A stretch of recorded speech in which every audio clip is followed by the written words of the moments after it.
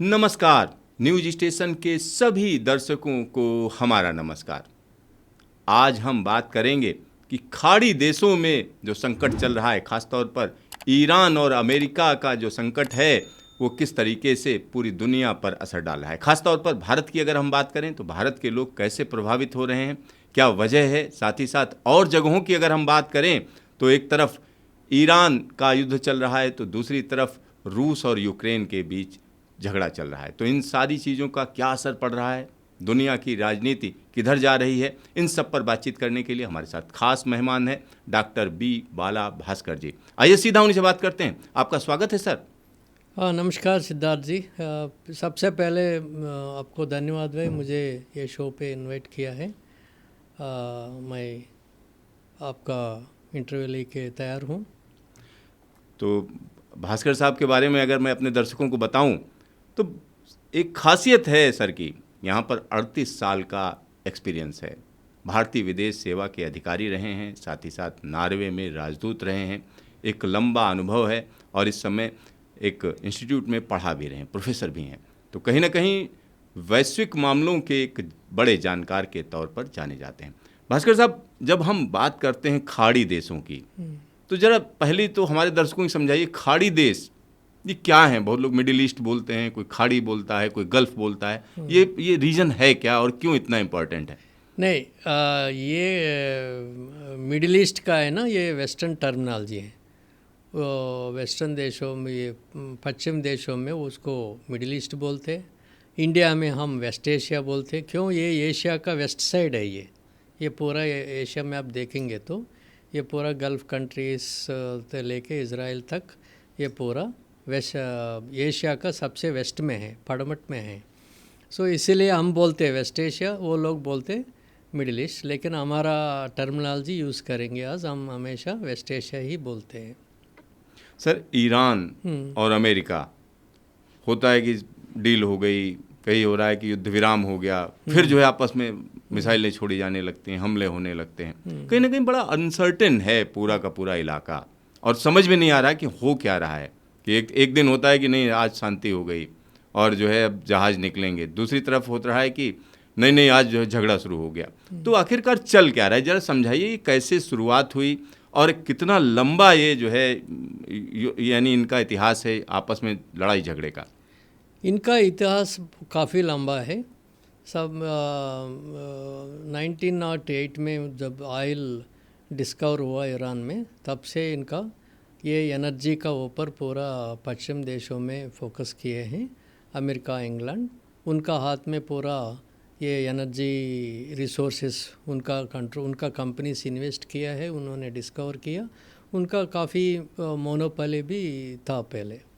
उसके बाद 1979 में ये पूरा वेस्ट का मोनोपोली का ऊपर ये ईरानियन रिवॉल्यूशन आया था। ईरान रिवॉल्यूशन में दो चीज़ है। पहले अमेरिका को हटाना, हमारा ऑयल का रेवेन्यू हमें कंट्रोल करेंगे। सो वेस्ट को नहीं, अमेरिका और अदर कंट्रीज़ को नहीं देंगे।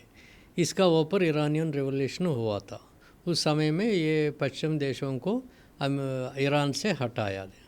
तब से इनका फ्रिक्शन शुरू, दोनों का लड़ाई शुरू हुआ। सो उसके बाद अमेरिका पूरा अमेरिकन एम्बेसी को, डिप्लोमेटिक मिशंस को बंद किया और डिप्लोमेटिक रिलेशंस डिस्कनेक्ट हुआ दोनों देश का। फिर उसके साथ इज़राइल भी जोड़े हैं। सो ये तब से अमेरिका ने ईरान का ऊपर सैंक्शंस लगाया। तो सर एक जो बड़ी घटना जिसका नाम लिया जाता है तेहरान संकट, जहां एम्बेसी के अंदर, अमेरिकन एम्बेसी के अंदर ये सारी चीज़ें हुई थी, जरा तेहरान संकट के बारे में बताइए, आखिरकार हुआ क्या था? नहीं हुआ नहीं, उस समय पे पूरा ईरान का शाह था, रोलर था उनका, अमेरिका हाथ में, अमेरिका इन्फ्लुएंस से काम कर रहा था। इसका अगेंस्ट में रेवोल्यूशन हुआ। ये रेवोल्यूशन में ये पूरा एम्बेसी का ऊपर अटैक हुआ था। क्यों? अमेरिका को वहाँ से हटाना चाहते हैं, हटाना है तो एम्बेसी को ऊपर अटैक किया। वो उसका फियास का हुआ। उसके बाद अमेरिका वहाँ से चला गया। फिर वहाँ से ये दोनों का कॉन्फ्लिक्ट शुरू हुआ था। एक और लंबा इतिहास संघर्ष का जो रहा इराक और ईरान का, तो ज़रा उसके बारे में बताइए कि आखिरकार ये एक तो हो गया अमेरिका से संबंध सही नहीं ईरान के, दूसरा शुरू हो गया इराक के साथ लड़ाई शुरू हुई सद्दाम हुसैन के साथ जो। नहीं, जब ईरानियन रिवॉल्यूशन मैंने पहले भी कहा था, दो चीज़ें, पहले अमेरिका का और वेस्टर्न कंट्रीज़ का आपस में ये एक कारण था। दूसरा कारण उन्होंने चाहते ये ईरानियन रिवॉल्यूशन को पूरा इस्लामिक कंट्रीज़ को एक्सपोर्ट करना चाहते, जैसा एक पहले ये गल्फ़ कंट्रीज़ में एक किंगडम्स का रूल चल रहा था और अदर कंट्रीज़ में मिलिट्री रूल चल रहा था। सो ये ईरानियन रिवॉल्यूशन दूसरा कारण ये है, दूसरा ऑब्जेक्टिव ये था, इनको इस्लामिक रिवॉल्यूशन को एक्सपोर्ट करना चाहते बाकी इस्लामिक देशों का। इसका वजह से ये पूरा इराक़ का गल्फ़ कंट्रीज़ में फिर आया, अरे हमको एक्सपोर्ट करेंगे तो हमारा रेजिम्स डिस्टेबलाइज होगा बोल के ये पूरा gulf countries, Iraq, other countries, Iran का आपस में इकट्ठा हुआ। इसी प्रोसेस में अमेरिका, सद्दाम हुसैन भी डर गया ईरानियन रिवॉल्यूशन से। सो उन्होंने एंटी ईरान पॉलिसीज़ शुरू किया। सो ये दोनों का लड़ाई हुआ, ये 8 साल से ज़्यादा ये लड़ाई हुआ। वो बाद में किसी का भी विक्ट्री नहीं था, न्यूट्रलाइज हो गया। फिर देन गल्फ़ कंट्रीज़ ने क्या किया, गल्फ़ कंट्रीज़ अमेरिका से डर के कि हम ईरानियन रिवॉल्यूशन एक्सपोर्ट करेंगे तो हमारा रेजिम्स डिस्टेबलाइज होगा बोल के ये लोग अमेरिका के साथ जोड़े हैं। उसके कारण अमेरिका ने पूरा गल्फ़ देशों में उनका सिक्योरिटी बेसिस, मिलिट्री बेसिस रखा है इसको प्रोटेक्ट करने के लिए। और उस समय पे अमेरिका का मेन इंटरेस्ट था एनर्जी था, पेट्रोलियम इंटरेस्ट था। पेट्रोलियम ये गल्फ़ देशों से आ रहे, ईरान से आ रहे, गल्फ़ से आ रहे, इराक़ से आ रहे, इसको सेफ गार्ड करने के लिए ये मिलिट्री बेसिस यूज़ किया। इनका भी डर था ईरान से, ये डर अमेरिका ने अच्छी तरफ से यूटिलाइज़ किया, उनका बेसिस रखा है, ये दोनों से अच्छा मिलिट्री कोलैबोरेशन चल रहा था। लेकिन ये जब अभी वार हुआ उसमें क्या है, ये गल्फ़ देशों का थोड़ा सस्पिशन आ गया। ये वार में ये लोग सोच रहे थे ज़्यादा इज़राइल को मदद दे दिया, ये सिक्योरिटी इज़राइली सेफ्टी को बचाने के लिए हमारा ऊपर कम फोकस किया बोल के ये लोगों का थोड़ा सस्पिशन आया गल्फ़ कंट्रीज़ का। इसका वजह से फिर ये डायनेमिक्स चेंज हो गया। सो अभी चाहते ईरान ने क्या कहा, ईरान अमेरिका ऊपर अटैक नहीं कर सकते, बहुत दूर है, उनका कैपेसिटी भी नहीं है और दूर भी है। सो इसीलिए अमेरिका बेसिस को अटैक शुरू किया ये गल्फ़ कंट्रीज़ में। सो इसीलिए ये अमेरिका को नुकसान हुआ, क्यों पूरा बेसिस को अटैक हो रहा। और अमेरिका का और भी इंटरेस्ट है, अदर रिफाइनरीज है, अदर फैक्ट्रीज है, बैंकिंग सेक्टर है, ये एनर्जी बेस्ड इकोनॉमिक इंफ्रास्ट्रक्चर है ना पूरे गल्फ़ कंट्रीज़ में, उसको अटैक करने में ये लोग सक्सेसफुली किया है ईरान ने। सर जब ये पूरा घटनाक्रम अगर हम देखें तो इजराइल में जिस तरीके से एक अटैक हुआ अक्टूबर में, और उसके बाद जो है तमाम चीज़ें एस्केलेट कर गईं, और शुरुआत में तो गाजा पट्टी वाली सारी चीज़ें चली, और उसके बाद अलग अलग देशों का रिएक्शन शुरू हुआ, और फिर ईरान भी उसमें एक तरीके से कूद गया। तो ये पूरी डायनामिक्स कैसे बदली, किस तरीके से, और अभी भी अब ईरान और अमेरिका के बीच में जो समझौता है या जिसकी बात चल रही थी डील की, तो उसमें भी जो है इजराइल को कहीं ना कहीं नाखुश नज़र आ रहा था। तो अभी की जो डायनामिक्स है उसमें क्या चीज़ें नज़र आ रही हैं आपको? नहीं, अभी मैंने पहले कहा था ना, ये इजराइल अमेरिका ये पार्टनर्स है, ये दोनों ये ईरान में काफ़ी इन्फ्लुएंस मेंटेन किया तब तक ईरानियन रिवॉल्यूशन हुआ। उसके बाद अमेरिका इंटरेस्ट एनर्जी पे था, लेकिन इजराइल इंटरेस्ट है ना वो अलग है। इजराइल का इंटरेस्ट लैंड इशू है, क्यों इनका पालस्तीन से जोड़ा है इजराइल का मामला। सो उसका लैंड का इशू है, पालस्तीन और इजराइल का लैंड डिस्प्यूट है। इसको ये revolution main, one of the main objectives of revolution was to liberate Palestine also, Iranian revolution का थर्ड ऑब्जेक्टिव। जो ईरानियन रेवोल्यूशन हुआ 1979 में, उसका पहला ऑब्जेक्टिव एंटी वेस्ट है, दूसरा ऑब्जेक्टिव रेवोल्यूशन को एक्सपोर्ट करना चाहते, तीसरा ऑब्जेक्टिव है पैलेस्टीन को लिबरेट करना चाहते इजराइल से। तो ये तीन चीज़ें सो अभी लेकिन over a period of time क्या हुआ, ये गल्फ़ कंट्रीज डिप्लोमेटिक सपोर्ट किए पैलेस्टीनियन इशू को, लेकिन स्लोली क्या होगा, कुछ साल के बाद ये लोग सोचने लगे ये तो पैलेस्टीनियन इशू अभी सॉल्व होने वाला नहीं, हम इज़राइल से रिलेशन बनाएंगे बोल के अब्राहम अकॉर्ड्स बोल के एक कॉन्सेप्ट अमेरिका ने इंट्रोड्यूस किया।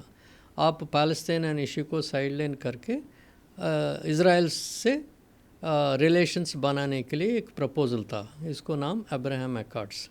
ये अब्राहम अकॉर्ड्स कुछ देशों शुरू किया इज़राइल से डिप्लोमेटिक रिलेशंस रिस्टोर करने के लिए, लेकिन अक्टूबर 7 लास्ट ईयर में हुआ वो पैलेस्टीन हमास पैलेस्टीनियन ऑर्गेनाइजेशन है ना, वो इज़राइल का ऊपर अटैक किया।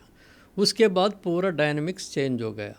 सो ये क्या हो गया, कुछ ही सालों से ये पैलेस्टीनियन इशू थोड़ा साइडलाइन हो रहा था, लेकिन ये अटैक के बाद फिर ये मामला सेंट्रल हो गया ये पूरा वेस्ट एशिया में। So without addressing Palestinian issue हम ये मिडिल ईस्ट में और वेस्ट एशिया में इज़राइल के साथ रिलेशंस नॉर्मलाइज नहीं कर सकते बोल के एक पॉलिटिकल मैसेज बन गया, समझ रहे ना। सो उसके बाद फिर पूरा डायनामिक्स चेंज हो गया। फिर इज़राइल कंटिन्यूसली काफ़ी डिस्प्रपोर्शनल अटैक एक साल तक किया है। फिर इज़राइल का मेन एजेंडा है इसका ऊपर हमास का और पैलेस्टीनियन का मेन सपोर्टर है ईरान, जैसे मैंने पहले भी कहा था। सो उसको थोड़ा डीलिंक करना चाहते इज़राइल। जैसे एक तरफ तो हिजबुल्ला है, दूसरे तरफ हुती। हाँ, हिजबुल्ला है, अगेन वो लैंड इशू है। पैलेस्टीनियन इशू लैंड इशू है। अमेरिकन इशू है, पेट्रोल है। अमेरिका का इंटरेस्ट पेट्रोल है ना। पहले 2012 में तब 12 तक उनका पेट्रोल इंपोर्टर अमेरिका सबसे बड़ा इंपोर्टर था, लेकिन 2012 में उनका एनर्जी रिवोल्यूशन आया। उसके बाद अमेरिका ने नेट इंपोर्टर का वजह नेट एक्सपोर्टर हो गया, एनर्जी एक्सपोर्ट शुरू किया। मतलब ये जो आप बता रहे हैं कि 2012 तक जो है सबसे बड़ा इंपोर्टर था और उसके बाद नेट एक्सपोर्टर हो गया। क्यों? एक शेल रिवोल्यूशन हुआ वहाँ, एक शेल रिवोल्यूशन हुआ। शेल गैस, शेल बोल के एक रॉक था अमेरिका में, वो 25 साल से कुछ वो रिसर्च चल रहा था उससे ऑयल निकालने के लिए। यानी जो समंदर के नीचे, जो समुद्र नहीं, वो लैंड का नीचे है। हाँ। उसका एक शेल स्टोन बोल के एक स्टोन है, सेल स्ट्रक्चर होता है जिसमें H2S गैस निकलती है। मतलब अगर उसको जब ऊपर लाया जाता है तो वो गैस में कन्वर्ट हो जाता है। नहीं ऐसा नहीं, उसका गैस है ना, वो स्टोन है ना, हॉरिजॉन्टल लेयर्स है। उसको ब्रेक करने के लिए एक हॉरिजॉन्टल फ्रैक्टिंग करना है उसको। तो वो टेक्नोलॉजी डेवलप किया। वो टेक्नोलॉजी 2012 में सक्सेस हुआ। उसके बाद इनको ऑयल एक्सपोर्टर हो गया। अच्छा, यानी इंपोर्ट करने की इंपोर्ट की वजह से एक्सपोर्टर हो गया। अभी ऑयल एक्सपोर्ट करना चाहते हैं हर देशों का। उसके बाद इनका ईरान में इंटरेस्ट कम हो गया, गल्फ़ कंट्रीज़ में, लेकिन इज़राइल का इंटरेस्ट कंटिन्यू रहा, बढ़ते रहा। मतलब ये बड़ी आप इंटरेस्टिंग बात बता रहे हैं। एक तरफ पहले 2012 तक तो था कि पेट्रोल, यहाँ पेट्रोलियम प्रोडक्ट हमें यहाँ से लेने, हम इंपोर्टर हैं यहाँ पे, तो इसलिए हमारा दखल जरूरी है। करेक्ट। 2012 के बाद हम एक्सपोर्टर हो गए, मतलब हम खुद ही डायनेमिक्स चेंज हो गया। आप इंपोर्टर है, अभी परचेजर हो गया। आपका कैरेक्टर, नेचर, ट्रेड, ट्रांजैक्शन, हर चीज़ बदल गया ना। सो आपका पूरा डायनेमिक्स, जियोपॉलिटिक्स चेंज हो गया 2012 के बाद चेंज हो गया ना। तो 2012 तक तो ये रहा कि भाई हमको यहाँ बेस है, कतर में बेस है, सऊदी अरब में है, लेकिन ये पूरा का पूरा जो पेट्रोलियम का जो ढांचा है एक्सपोर्ट का, जो एक संगठन भी है जो ओपेक बोलते हैं, वो भी बनाया गया कि रेट जो है कंट्रोल करना है, कितना कितना कोटा होगा किसका। और कई बार आपस में झंझट ये भी रहता था कि देश आपस में झगड़ा कर लेते थे, नहीं ये तो कुवैत और इराक के बीच में जो था कि नहीं हमारा तेल आप खींच रहे हैं, हमारी गैस लेके जा रहे हैं। तो ये जो कॉन्फ्लिक्ट था, जब अमेरिका पूरी तरीके से एक्सपोर्टर हो गया तो फिर यहाँ पर कैसे उसका इंटरेस्ट नहीं, बना उसके हुआ बाद इसका इंटरेस्ट कम हो गया, लेकिन उनका अलायंस मेजर अलायंस है इजराइल। जो पहले क्या था, American agenda Israel agenda overlapping था। America agenda oil, Israel agenda land. लेकिन उसके बाद क्या हुआ, ये अमेरिका का इंटरेस्ट कम हो गया, जो इजराइल का एजेंडा है वही मेन हो गया। और मान लीजिए इजराइल हमारा अलायंस है, पार्टनर है, जो उनका एजेंडा ये मानना पड़ा। अच्छा, मेन एजेंडा वही हो गया, उनका हो गया, फिलिस्तीन वाला एजेंडा मेन हो गया। नहीं, इजराइल का एजेंडा, इजराइल का मतलब कि ये हमारी जमीन हमको लेना है। नहीं, हमारा जमीन नहीं, जो उनका इजराइल का मामला है वो लैंड डिस्प्यूट है। लैंड डिस्प्यूट है। वो लैंड डिस्प्यूट को मेन सपोर्ट कौन कर रहे हैं? ईरान। पैलेस्तीन को मेन सपोर्टर ईरान है। गल्फ कंट्रीज कर रहे तो फाइनेंशियल सपोर्ट दे, लेकिन इतना ऑर्गेनाइजेशनल सपोर्ट जैसा ईरान दिया वो बाकी कंट्रीज नहीं दे। सो मेनली इजराइल का एनिमिटी ईरान से जोड़े हैं। अच्छा, बाकी और देशों ने जैसे कतर था या सऊदी अरब, इवन सऊदी अरब ने भी एक तरीके से आपस में इजराइल के साथ संबंध जो है रेगुलर करने शुरू कर दिए थे, एक शुरुआत कर दी थी। तो ये मामला बिगड़ा एक तरीके से अक्टूबर के बाद, जब इजराइल ने अटैक करने शुरू किए उसके बाद बिगड़ा। तो ये तो सारी चीज़ें हो गई, डायनामिक्स ये हो गई। लेकिन जब हम बहुत से लोग बोलते हैं कि भाई इजराइल जो है एक तरीके से अमेरिका उसका मुख्य साझेदार है, अगर अमेरिका हट जाए तो इजराइल को बाकी सारे मिलके ख़त्म करने की कोशिश करेंगे, यानी जो कहा जाता है।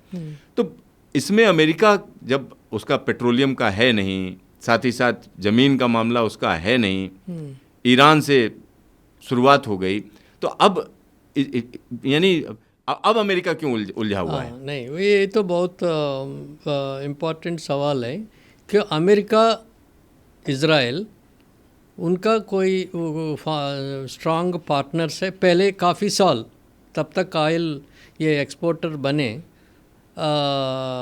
तब तक इजराइल का सपोर्ट चाहिए था वेस्ट एशिया में। सो एक पार्टनर था। फिर इजराइल और अमेरिका में ये स्ट्रांग वो लॉबीज है इजराइल अमेरिका में। ये अमेरिका में फाइनेंशियल मार्केट और मीडिया सब काफ़ी इजराइल का जूइश लॉबीज कंट्रोल करते हैं।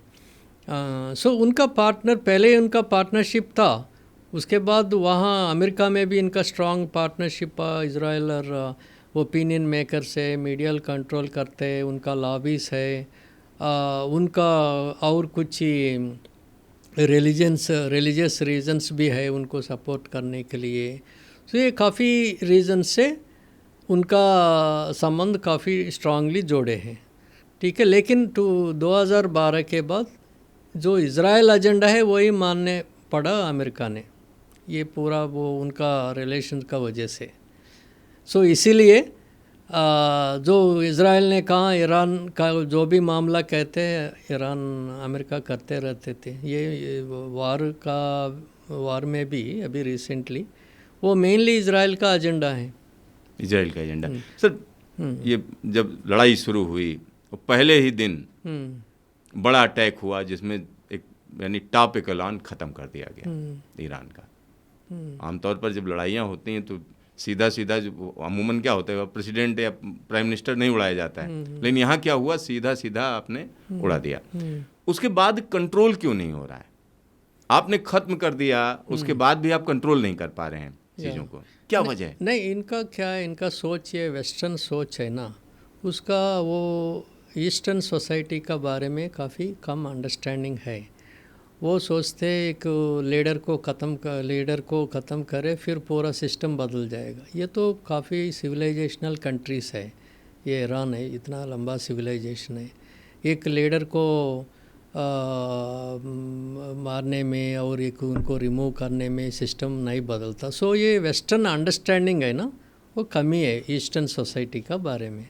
इसे उन्होंने सोचा पूरा लोग इनका खोमैनी का इनका आपस में है। सो अगर ये चलेंगे तो ये लोग ईरानियंस रिवॉल्यूशन आएंगे, फिर नया रेजिम आएंगे, ऐसा इनका एक असेसमेंट है। सो उनका अंडरस्टैंडिंग कम है हमारा ईस्टर्न सोसाइटी का बारे में। ये हर चीज़ में ऐसा ही हिस्ट्री में ये अंडरस्टैंडिंग गैप का वजह से अपना पॉलिसीज़ फेल होते रह रहे।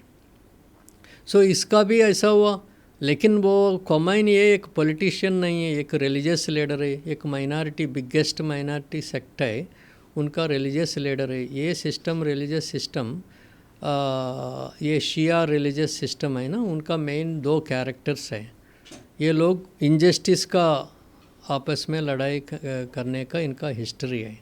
वो इनका मेन फॉलोअर से इमाम अली जो प्रॉफिट का नेव्यू है, उनका फॉलोअर्स है ये। प्रॉफिट उनका एक बिलीफ है, अली को भी इनजस्टिस हुआ, वो प्रॉफिट का डेथ होने के बाद जो लीडरशिप अली को मिलना था, इमाम अली को मिलना था, वो नहीं मिला। फिर उसके बाद काफ़ी इमाम लोगों को ये मारपीट किया वो रूलिंग रेजिम्स। सो ये शियाइज़म है ना, ये 2 चीज़ पे डेवलप हुआ। एक तो इंजस्टिस, फाइट अगेंस्ट इंजस्टिस, और मार्टिरडम। उसके लिए जो सैक्रिफाइस करते हैं उनका हीरोइज़म एक वर्च्यू हो गया उनका। सो ये पूरा शिया हिस्ट्री ऐसा है, जो भी इंजस्टिस का आपस में ये लोग इनका लड़ाई हुआ। ये लोग सोच रहे अमेरिका इनको इंजस्टिस किया है, वेस्टर्न सोसाइटी इंजस्टिस किया है, पहले इनका पेट्रोल कब्जा किया, इनका रोलर्स को इन्फ्लुएंस किया, फिर हमारा रेवोल्यूशन के बाद हमारा ऊपर सैंक्शंस किया, और हमारा पूरा 40 साल तक उनका इंटरनल इकानमी कोलैप्स हो गया। सो लोगों का कुछ डिसैटिस्फैक्शन था रेजिम का ऊपर, लेकिन इनको मारने में वो जो डिसैटिस्फैक्शन है वो भी ख़त्म हो के पूरा लोग यूनाइट हो गया। जो इन्होंने सोचा है उसका जस्ट अपोजिट हो गया, वो अपोजिट हो गया। इसका मतलब ये क्या है, उनका लैक ऑफ अंडरस्टैंडिंग है। ये इस साइड ऑफ सिविलाइजेशनल सोसाइटी से ना, उनका इमोशनल फीलिंग्स अलग होता है, उनका थॉट प्रोसेस अलग है, उनका यानी सोचने का तरीका ही तरीका अलग है। सो इनका एक मिसकैलकुलेशन हुआ। फिर उसके बाद उन्होंने एक इतना बड़ा लंबा हिस्ट्री है ईरान का, उनका सिस्टम है, उनका एक माइनॉरिटी सेक्ट है शियाइज़म, उनका एक रिलीजियस एक इस नॉट ये रिलीजियस लीडर ऐसा नहीं है, ये अपॉइंट होगा। ये एक उनका एक ये लोग प्रॉफिट का रिप्रेजेंटेटिव मानते, यानी सिस्टमेटिक तरीके से। हाँ, इनका एक परंपरागत तरीका परंपरा है इनका। ये लोग को मानते हैं डिप्यूटी ऑफ द प्रॉफिट, वही लीनियज है पूरी। हाँ, लीनियज से आता है। तो इसका वजह से एक बहुत स्ट्रॉन्ग रिलीजियस डायमेंशन है। फिर वो सुप्रीम लीडर भी हो गए। इनका पूरा शियाइज़म में क्या है, रिलीजन और पॉलिटिकल लीडरशिप दोनों। अगर पॉलिटिकल लीडरशिप पॉलिटिक्स में चेंज करना है तो रिलीजियस लीडर का भी कंट्रोल होना चाहिए। This is their Shia philosophy. Sir, Iran से भारत के पुराने संबंध हैं, साथ ही साथ बहुत से इलाके हैं जो सीधा चूँकि शिया बाहुल्य वाले जो इलाके हैं, खासतौर पर कश्मीर को लें या लखनऊ को ले लें, हैदराबाद को ले लें, तो कहीं ना कहीं सीधा जुड़ाव महसूस करते हैं। और बहुत से लोगों का कहना है कि ईरान के मामले में भारत को जो करना चाहिए था उस तरीके का उसका वो नहीं रहा, जो फेस होना चाहिए था वो नहीं रहा। क्या कहेंगे इसको लेकर? नहीं, ऐसा नहीं है। हमारा अब सबसे पहले ये ईरान और इंडिया का रिलेशन है, एक शिया से नहीं जोड़ना है। एक लंबा सिविलाइजेशन लिंकेज है, काफ़ी साल से कल्चरल सिविलाइजेशनल हमारा उनका इन्फ्लुएंस, हमारा इन्फ्लुएंस ईरान में, ईरान का इन्फ्लुएंस हम का ऊपर है। सो ये तो लंबा मल्टी डायमेंशनल रिलेशनशिप है। ये शिया डायमेंशन बहुत कम है।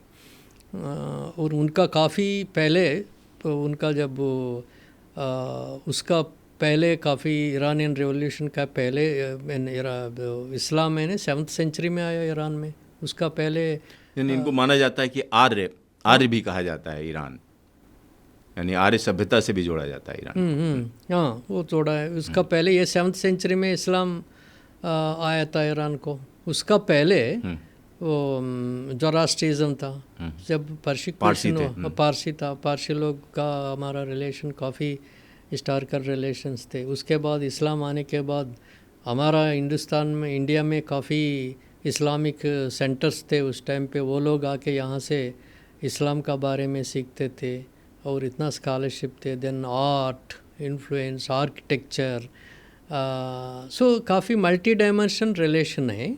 सो हमारा रिलेशन जब भी वॉर में भी हुआ था, हमसे कोई हमारा पॉलिसी में कोई ज़्यादा फ़र्क नहीं था उस टाइम पे। जो हमारा इंडिया हमेशा ये हर मामले में हम कंडेम करते रहते, किसी का भी एक बिना यूनाइटेड नेशंस किसी का वो देश का ऊपर हमारा जो अटैक करना हमारा एक स्टैंडर्ड फॉरेन पॉलिसी है। इसमें भी हमारा पॉलिसी चेंज नहीं हुआ।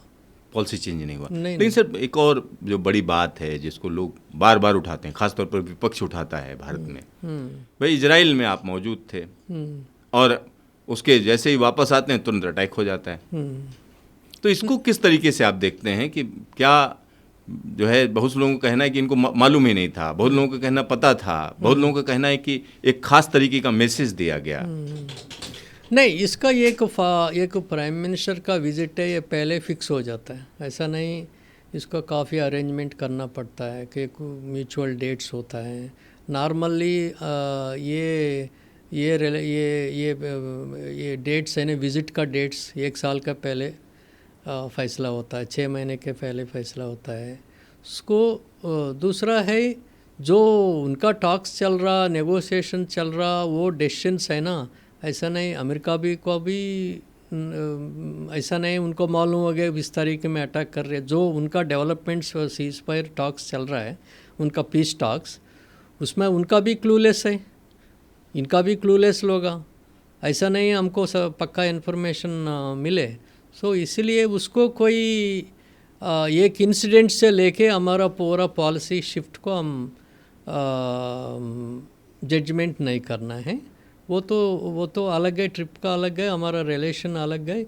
और ईरान भी काफ़ी बार उन्होंने क्लैरिफाई किया है हमारा रिलेशन सिविलाइजेशनल है।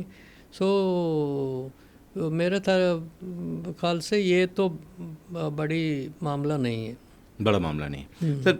लेकिन एक और चीज़ जो बार बार सवाल उठाया जाता है कि जब ईरान और अमेरिका की बात कराने की बात हुई तो पाकिस्तान मीडिएटर के तौर पर जो है बार बार उसने कोशिश की और आगे रहा। लेकिन भारत की भूमिका उसमें क्या रही? भारत ने नहीं, पहले है ना भारत ये एक हम पहले से एक फॉरेन पॉलिसी में एक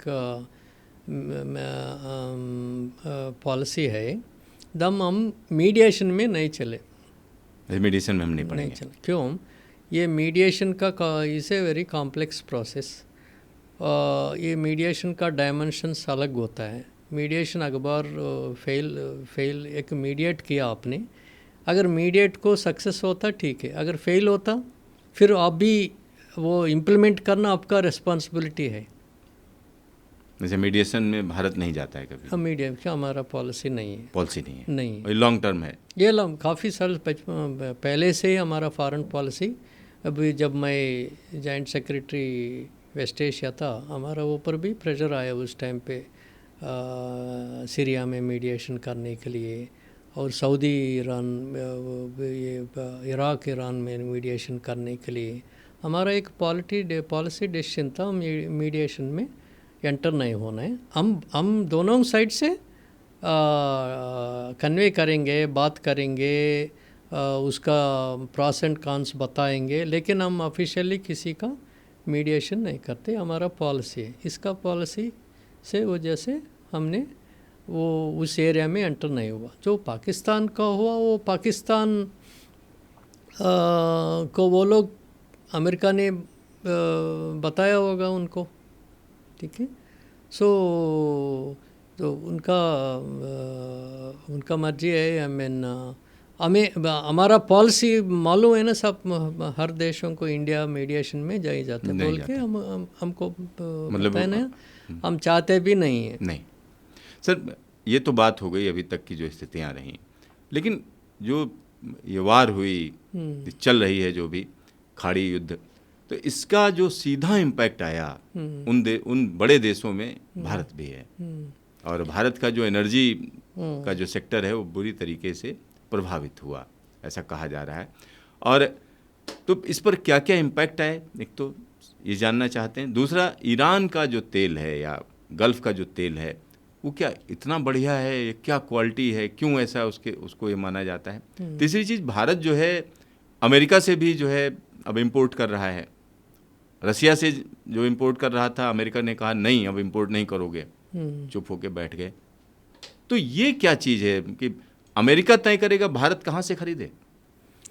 नहीं, फर्स्ट ऑफ ऑल दुनिया में कहीं भी कॉन्फ्लिक्ट होते हैं, सबसे पहले हमारा देश का ऊपर इम्पैक्ट होता है दो चीज़ों में।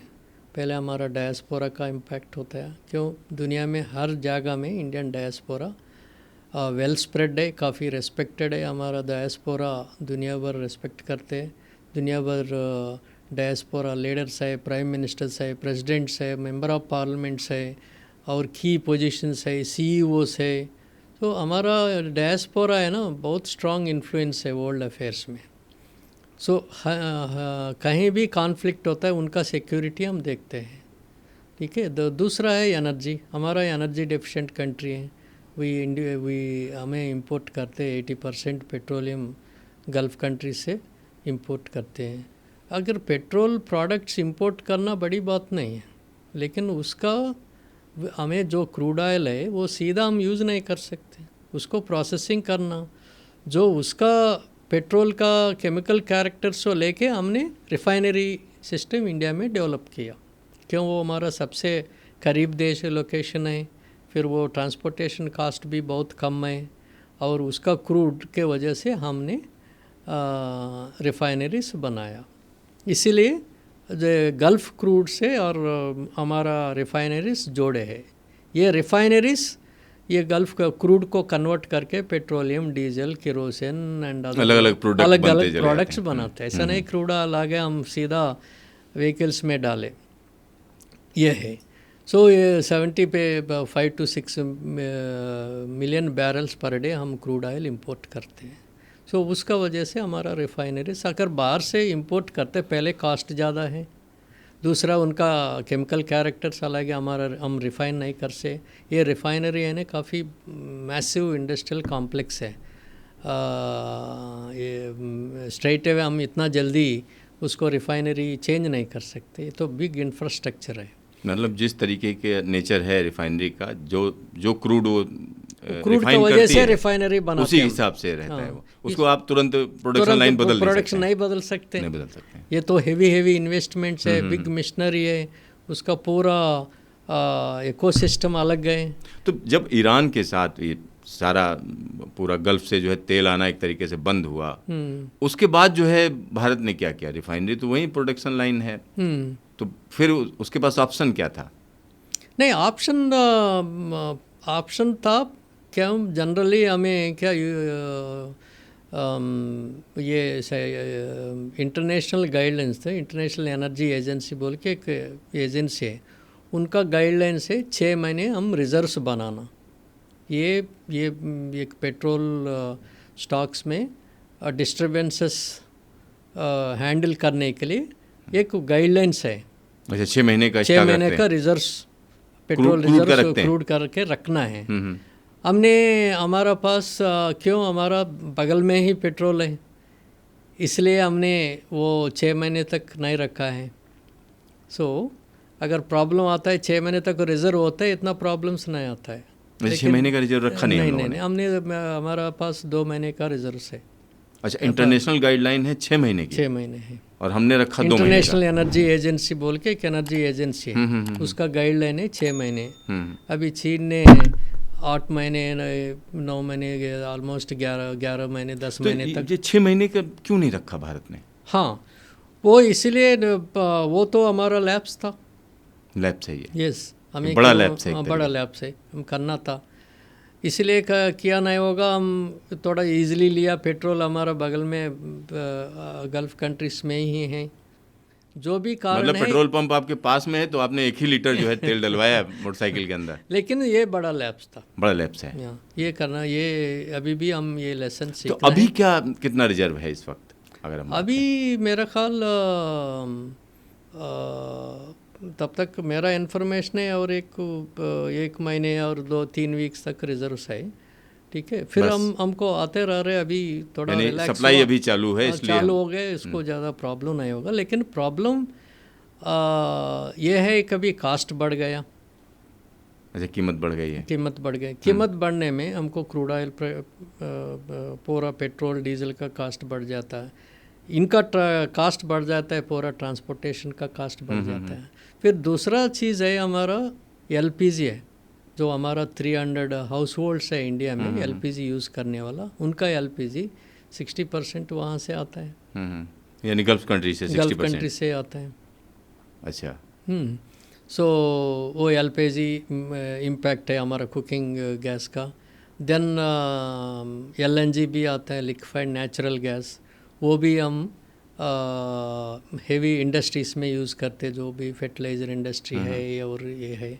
सो इसको ये इंडस्ट्री में इम्पैक्ट हुआ, ये इसका डिसरप्शन का कारण। देन तीसरा है हम फर्टिलाइज़र्स है, हमारा फर्टिलाइज़र्स 2 तरीका है, एक यूरिया है, दूसरा है हम न्यूट्रिएंट्स बोलते, जैसे फास्फेट हो गया। हाँ, एनपीके फर्टिलाइजर। सो एनपीके फर्टिलाइजर से हमारा पास रॉ मटेरियल नहीं है, वो तो ज़रूर हम मोरक्को, जॉर्डन, तुनीशिया 3-4 देशों में है ये। अच्छा, वहीं से आना है, ठीक है। वो तो जाग्राफी से, वो रॉक फॉर्मेशन है। और यूरिया है, यूरिया गैस से बनता है, ये गैस हमें वहाँ से आना है। यानी जो गैस, ये नेचुरल गैस जो होती है इसी से बनता है। हाँ, या नेचुरल गैस। यूरिया क्या है, NH3 बोलते हैं हम, अमोनिया बोलते हैं, NH3। NH से एयर से ऑक्सीजन लेके हम यूरिया बनाते हैं। यूरिया मतलब अमोनिया है, तो अमोनिया मतलब गैस से ही आता है, NH3। तो सर जो यूरिया है तो ज़्यादातर जो है बाहर से ही, वहीं से आती है, गल्फ कंट्रीज से ही आती है अपने यहाँ? नहीं, यूरिया हम मैन्युफैक्चर करते हैं, 70% हमें बनाते हैं। लेकिन इसका रॉ मटेरियल क्या है, गैस आना है ना। अच्छा, गैस से ही बननी है। गैस से ही बनता है। तो अब क्या स्थिति पैदा हो रही है? गैस से बनता है। सो 70 मिलियन टन्स हमारा फर्टिलाइजर का कंजम्पशन है पर ईयर। 70 मिलियन से 20% बाहर से आता है, ये एनपीके फर्टिलाइजर्स। बाकी यूरिया हिंदुस्तान में बनता है, लेकिन इसका रॉ मटेरियल वहाँ गल्फ से ही आना है, गल्फ से और अमेरिका से और विदेश से आना है। सो ये इम्पैक्ट हुआ, क्यों, वो स्ट्रेट ऑफ हार्मूज से ही आना है। 2 तरीका है, जो इंपोर्ट्स है, पूरा energy import straight of Hormuz से आना, पूरा एक्सपोर्ट्स है हम रेड सी से जाना, बाबल मंदेब बोलते हैं। ये दोनों जगह में डिस्टर्बेंस आ गया तो हमारा पूरा in going out going trade बुरी तरीके से प्रभावित हो जाता है। सो एक crude oil influence, transportation effect हो गया, फिर फर्टिलाइजर से एग्रीकल्चर पे इम्पैक्ट हो गया, फिर cooking gas, house hold life impact हुआ। तो तीनों तरीका से। इससे और बड़ा मामला जोड़े हैं, वो क्या है, हम फॉरेन एक्सचेंज का मामला है। जो फॉरेन एक्सचेंज है, मान लीजिए हम फॉरेन एक्सचेंज में दो कंपोनेंट्स हैं, एक बाहर से डॉलर्स आता है, हम यहाँ से एक्सपोर्ट करते हैं। एक्सपोर्ट जो इंपोर्ट से आता है, हम फॉरेन एक्सचेंज है ना, 3 तरीका से आता है। एक फॉरेन डायरेक्ट इन्वेस्टमेंट से आता है, दूसरा फॉरेन पोर्टफोलियो इन्वेस्टमेंट से आता है, तीसरा है NRI रेमिटेंसेस से भी आता है। हमको NRI रेमिटेंसेस अराउंड $135 बिलियन आता है। सो NRI रेमिटेंसेस काफ़ी इम्पोर्टेंट है हमारे लिए। सो FDI ये वार का वजह से पूरा वर्ल्ड दुनिया में डिस्टर्बेंस आ रहा है, तो ये फॉरेन डायरेक्ट इन्वेस्टमेंट्स वाले वो कन्फ्यूजन में चल जाते हैं। सो उसका इफ़ेक्ट हुआ। फिर फॉरेन पोर्टफोलियो इन्वेस्टमेंट उनका भी इफ़ेक्ट हुआ वार का वजह से, जो भी ये कॉन्फ्लिक्ट टाइम पे इन्वेस्ट करना नहीं चाहते। इन्वेस्टर एक तरीके से पैसा निकालता है, क्यों उनको हक है, निकालते हम रुपीस को कन्वर्ट करके उनको डॉलर्स देना पड़े। फिर तीसरा है रेमिटेंसेस तो आ रहे हैं, लेकिन ये दोनों चीज़ से हमारा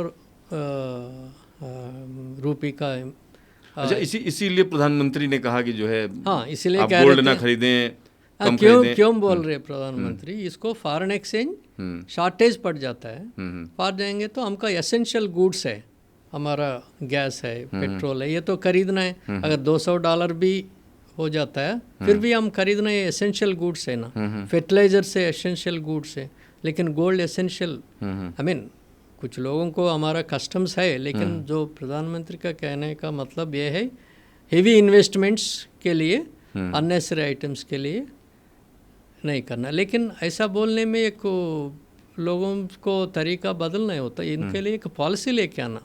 हम इतना लोग 25,000 टन्स ऑफ गोल्ड इंडिया में है, उसको कैसे ये हम यूटिलिटी करना, इसके एक तरीका निकालना है। जैसे अपील करने में अच्छा है, एक लीडर हमेशा लोगों से अपील करना एक अच्छा तरीका है, लेकिन ऐसा उससे आगे बढ़ के हमने एक पॉलिसी, ये गोल्ड पॉलिसी लेके आना। फिर फर्टिलाइज़र पॉलिसी, फर्टिलाइज़र हमें क्यों गैस का फर्टिलाइज़र क्यों यूज़ कर रहे हैं, हमारा बायो फर्टिलाइज़र्स है उसको करने, हमारा इतना 1 बिलियन टन्स कोल प्रोड्यूस कर रहे, कोल से भी गैस बना सकते हैं। अभी गवर्नमेंट ने ये कॉन्फ्लिक्ट के बाद एक पूरा पॉलिसी लेके आया, ये पहले करना था, ठीक है अभी कर रहे हैं। सो हमारा इंडिजिनियस रिसोर्सेज को देख के ये इंपोर्ट का कास्ट, एनर्जी इंपोर्ट का मेनली उसको रिड्यूस करना है, तो फिर इकानमी का